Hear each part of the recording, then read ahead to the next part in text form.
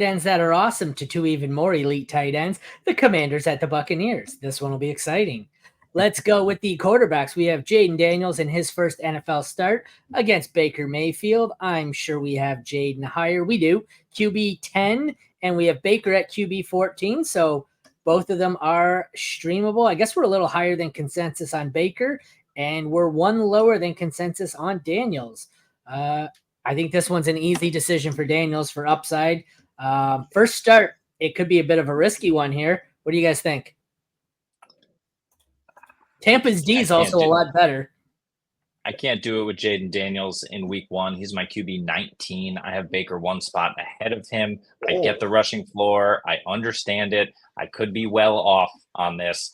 But with guys like Jordan Love, Dak, and Purdy at 15, 16, 17, I just can't believe that Jaden Daniels is going to have a good enough passing day to justify it. And I'm not giving him Lamar Jackson rushing stats in week 1, his first game in the NFL. So both of these guys for me, look, there's a possibility. Jamie's right.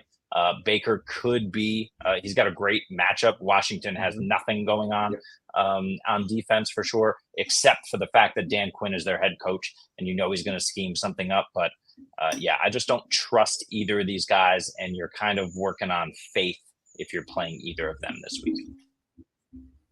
Yeah, I'm actually, that's where I have Baker. He's QB 15, I think I'm going to check. But yeah, like the matchup is incredible for them in week 1. Like Washington secondary is atrocious.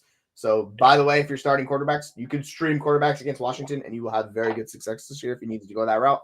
And yeah, Jaden Daniels, he's my QB 8. Like I'm fully bought in. The floor is super high.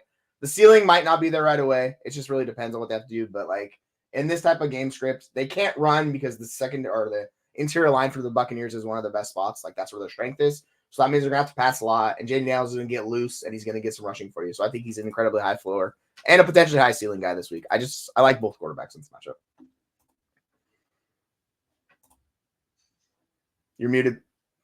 You are muted, sir. It's all right. I never say anything important anyways. But the running backs, they consist of Austin Eckler and Brian Robinson for the Commanders and Rachaad White and Bucky Irving. And I guess Sean Tucker for the Buccaneers. We guarantee that we have Rachaad White the highest, and we do. He is RB12. The rest is kind of a mess, I'm sure. It's B-Rob at 31. I don't even know. Eckler down at 36. And I'll mute myself because I was probably better off that way. What do you guys think? About the players, not about me muted. Keep it to yourself. Yeah, B-Rob, unfortunately at 32. Like I said, I'm just not confident in Washington offense just starting off well. I like Jaden Daniels this year enough. I think he has that high floor. I think I like Brian Robinson enough this year. But in week 1, I'm not counting on him. So he's my RB32. And then who is the other team here? Who we've been talking about? Tampa Bay. Yeah, Rachaad White. He's going to be a volume guy. I think, there's a potential for Bucky. There's a potential for Sean Tucker. But Rachaad White's my RB16 until proven that they're going to take work away from him. Yeah, that's where I have, like, because people are defaulting White into this volume role. Not necessarily think he's going to have that with Bucky Irving there. The last week's been a nonstop hype show for Bucky Irving outside of the camp. So Bucky Irving's in that really high handcuff role for me where he'll have some standalone value and he could get some rushing touchdowns alongside Rachaad White. I want to see how this shakes out. I'm definitely worried for Rachaad White moving forward. So this game's going to kind of point me in one way or the other with those guys. And on the flip side, it's a bad matchup for Brian Robinson because you want those rushing goal line touchdowns. And by the way, Tampa is a really bad matchup for that. So he's lower this week. He's like RB30. I'm going to be out higher than him most weeks. Eckler could get some passing on work, but I'm still have him lower than I do Brian Robinson. I think he's the running back to have in that matchup too. McMillan. Oh, yeah. By a lot. Yeah, but it really, yes, but there's potential. McCaffrey's running all the routes as the wide receiver 2 for them. And if that's the case, like I'm going to have him higher. I just need to see it. They're basically in the same range. So it depends if you want the wide receiver 3 in a good matchup or the wide receiver 2 potentially. I would take McMillan now, but I'll let you know after this game how I feel specifically. Yeah.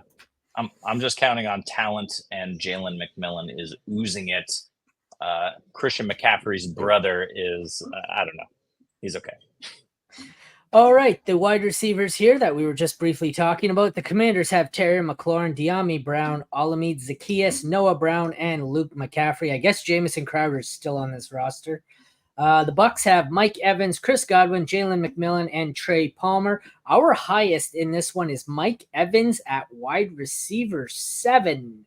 So we like Mike Evans this week. Then it's Terry McLaurin at 23, Chris Godwin at 28. We don't have anyone else ranked inside the top 50 for these guys. What do you guys have? Yep. Evans, my wide receiver 6, over Garrett Wilson this week against San Francisco. Evans against Washington at home. I'm all in. Godwin down at 22 just because there's no way I'm putting 2 Tampa wide receivers, way up in like the wide receiver 1 range. But he could possibly go off. He's going to get the volume. And then McLaurin at 27. I just need to see it. I think it's going to be a tough week for Washington. Yeah, like I'm very much with you on that. I have Evans at 7. McLaurin, I'm a little bit lower on, but he's a back end wide receiver too. He's like wide receiver 25. And then McLaurin's the one I want to see the most of and how his usage is. But like I do worry about the Cliff Kingsbury effect and just putting him on one side of the field, not moving around, not motioning him. So he's wide receiver 31. It looks like right next to Xavier Worthy. I would probably just roll with Worthy over him just because of the upside that Worthy presents. But yeah, he's going to get at least targets. So it should be interesting to see. All right, let's close out this one with the tight ends. Washington has Ben Sinnott and Zach Ertz, who will ruin yet another promising young tight end for at least a half a season. Tampa has Cade Otton, who is our highest ranked tight end in this matchup at tight end 19. We have Ertz at 22 and Sinnott down at 32 because I'm expecting Ertz to just be a big pain in the ass for 4 or 5 games. How about you guys? Exactly the same. I have Ertz at 21 and Otten at 24, but who cares? Like, don't do it. Just stay away. Sinnott's going to take a month, 2 months, might take the whole season. He's good. The talents look good. We love him here. It's going to take some time. Yeah. I would start Ertz if I'm starting any one of these tight ends. Otten just runs routes, man. Like he doesn't earn targets. He just run routes. That's what he does. His usage is absurd. He just isn't that good. So it's kind of like, what are you going to do with that? I don't know. I don't ever want to start it. Yeah. And just, you can stash it out in the Dynasty leagues and stuff. It'll come. It's just going to take a little time. But Ertz is going to be a pain in the butt.